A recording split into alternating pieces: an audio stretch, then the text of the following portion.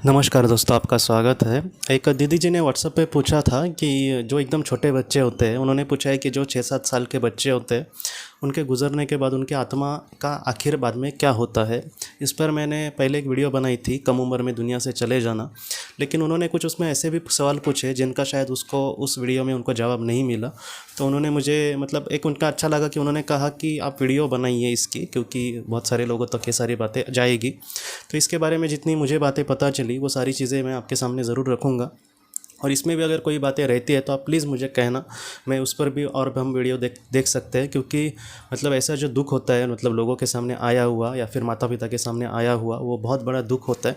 तो हो सकता है कि इन सारी चीज़ों से, इस ज्ञान से हम मतलब हम सबको कुछ मतलब नया प्राप्त हो और हमें आगे का जीवन जीने के लिए थोड़ी सी मदद हो। तो ये सारी चीज़ें मैं आपके सामने जितनी अब तक मुझे पता चली उसके बारे में मैं आपको कहता हूँ।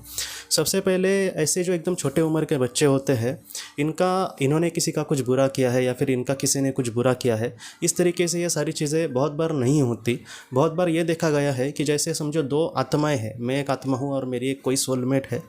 ऐसे समय में मैंने मेरे जीवन में समझो कोई ऐसा दुख आना है जहाँ पर मेरा बहुत ही कम उम्र का बच्चा इस दुनिया से समझो चला जाएगा। तब ऐसी परिस्थितियाँ आ जाती है जहाँ पर किसी एक सोल को ऐसा जीवन मतलब चयन करना होता है जहाँ पर वो बहुत ही कम समय के लिए पृथ्वी पर आएगी। तो मेरी जो सोलमेट होगी, मेरी जो करीबी आत्मा होगी, मतलब ऐसी बहुत सारी हमारी करीबी आत्माएं होती है, उसमें से एकदम मेरी जो करीबी हो सकती है आत्मा, वो हो सकती है कि इसके लिए राज़ी हो कि वो पृथ्वी पर आएगी और चली जाएगी। ऐसे मौके पे उस आत्मा को बहुत बड़ा ऐसा कुछ कर्तव्य या फिर उसके जीवन का कुछ जीवन कर्तव्य ऐसा नहीं होता। उसको बस पृथ्वी पर आना होता है और उचित समय आने के बाद यहाँ से चले जाना होता है। तो सबसे पहली बात हमें ये एक्सेप्ट करना होगा, ये बात पूरी तरीके से सच है दोस्तों, कि अगर वो एकदम बहुत ही कम समय में गई है तो ऐसा ज़रा भी नहीं है कि उसने पहले किसी के साथ कुछ बुरा किया होगा या फिर उसका कुछ कलम कफल होगा कि जिसकी वजह से उसको जल्दी जाना पड़ा। बहुत बार ये देखा गया है कि उसके माता पिता को उस दुख का सामना करना पड़े या फिर उनके सामने ऐसी परिस्थिति आए, इस वजह से ऐसे जो बच्चे होते हैं वो इस दुनिया से चले जाते हैं।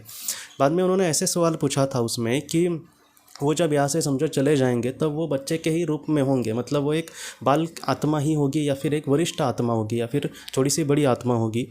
ज़्यादातर यही देखा गया है कि जो आत्मा होती है उसकी मतलब हमें समझने के लिए कह रहा, उसकी जो उम्र होती है वो हम जिस तरीके से युवा अवतार में होते हैं, युवा अवतार में जिस तरीके से हमारी ज़िंदगी चलती है उसी तरीके से ज़्यादातर आत्माएँ होती है।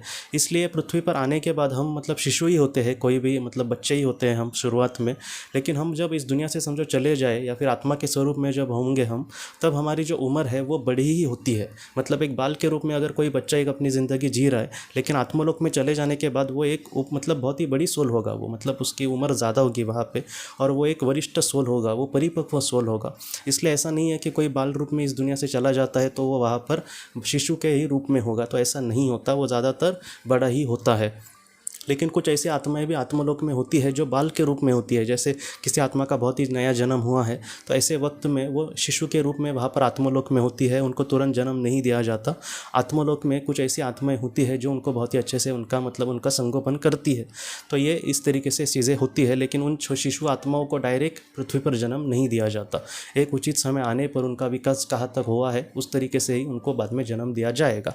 तो ये बात है। बाद में उन्होंने ये पूछा है दोस्तों कि अगर उस बच्चे ने जो भी कर्म किए होंगे उसके जीवन में, अभी मतलब हम कोई बड़ा तो कर्म उसने किया नहीं होगा, लेकिन फिर भी जो भी कर्म किए होंगे वो उसके कर्म के खाते में लिखे जाएंगे क्या। तो जिस तरीके से इन्होंने उम्र कही है 6-7 साल की, तो वो सारी चीज़ें उस बाल ने मतलब बाल आत्मा ने कितने भी मतलब कर्म किए होंगे वो उसके कर्म के खाते में नहीं लिखे जाएंगे। क्योंकि कर्म के खाते में तभी कर्म लिखे जाते हैं जब इंसान ने सोच समझकर कोई काम किया हो या फिर सोच समझकर कोई कर्म किया हो। तो उस बाल आत्मा ने तो कोई ऐसा कुछ कर्म किया नहीं होता, इसलिए उसके कर्म के खाते में कोई भी ऐसे अच्छे या फिर बुरे कर्म नहीं लिखे जाएंगे। जैसे जो जानवर होते हैं उनके भी जो कर्म होते हैं, जानवर भी मतलब कोई अगर शेर है, अगर उसने मतलब अपने पेट भरने के लिए किसी हिरन को मारा तो उसको उसका पाप नहीं लगता, क्योंकि उसका जन्म उस तरीके से होता है। लेकिन एक इंसान ने अगर जानबूझ के उसको मारा सिर्फ अपने मतलब अच्छा कुछ मतलब खाने के लिए, तो उसको उसका पाप लग सकता है। तो ये सारी जो चीज़ें होती है वो इस तरीके से होती है, मतलब खुद के स्वार्थ के लिए अगर किसी का कोई कुछ बुरा करता है तो उसका पाप लगता है। लेकिन अगर छोटा बच्चा जिसकी उम्र 6-7 साल है तो उसको किसी भी कर्म का मतलब उसको भुगतान नहीं करना पड़ेगा, क्योंकि वो खुद के विचार से या फिर खुद के स्वार्थ से ऐसा कुछ करेगा नहीं। तो ये सारी चीज़ें इस तरीके से होती है। बहुत लोगों को आज भी यही लगता है कि अगर कोई कम उम्र में इस दुनिया से चला जाए तो उसका जीवन मतलब उसने कुछ बुरा किया होगा, इसलिए उसको ऐसा दंड मिला। ये दंड की बात नहीं है दोस्तों, उसके आत्मा के लिए उस वक्त वो मतलब ज़रूरी थी चीज़ें। बहुत बार ऐसी आत्माएं, मतलब मैं आपको सच कहूँ तो कुछ आत्माएं सिर्फ 10 दिन के लिए भी पृथ्वी पर आती है। डॉक्टर मायनविज जी का एक बेटा था, वो बहुत ही कम समय में इस दुनिया से चला गया था। बाद में उसके आत्मा से जब संपर्क हुआ डॉक्टर मायनविज जी का, तब उसके बेटे ने उनको ये कहा था कि मेरे मतलब आपके जीवन में ये सारी दुख आने थे, इसलिए मेरा जन्म हुआ था, और अगर वो नहीं होता, वो सारी बातें नहीं होती, तो आपका जो दूसरा बेटा बाद में मतलब उसके जाने के बाद 1 साल के बाद उनको दूसरा बेटा हुआ, उसके मतलब उसको आप पूरी तरीके से अपनाते नहीं या फिर उसको वो प्यार नहीं दे पाते। कभी कभी हमारे सामने जो दुख आता है उसके पीछे बहुत सारे कारण होते हैं, उसमें का ही एक वजह होती है जिसकी वजह से हमारे सामने ऐसा दुख आया। लेकिन मैं मानता हूँ कि उनके पास मतलब बाद में उनका दूसरा बेटा हुआ तो उनको बहुत खुशी मिली या फिर वो उस दुख से आराम से उभर पाए। लेकिन उस आत्मा ने, मैं आपको सच कहता हूँ कि उस आत्मा ने भी डॉक्टर मायनविज जी को ये कहा था कि मैं हमेशा आपके साथ हूँ, और आपका जो बेटा था तब वो छोटा था कि मैं उसकी सुरक्षा भी करता हूँ। कहीं ना कहीं वो जब खेलता रहता है मतलब अपने खिलौनों से, तब मैं उसके साथ खेलता भी हूँ। इस तरीके से उस आत्मा ने बातें कही थी। तो आपका जो बेटा है वो हमेशा कहीं ना कहीं आपके साथ है।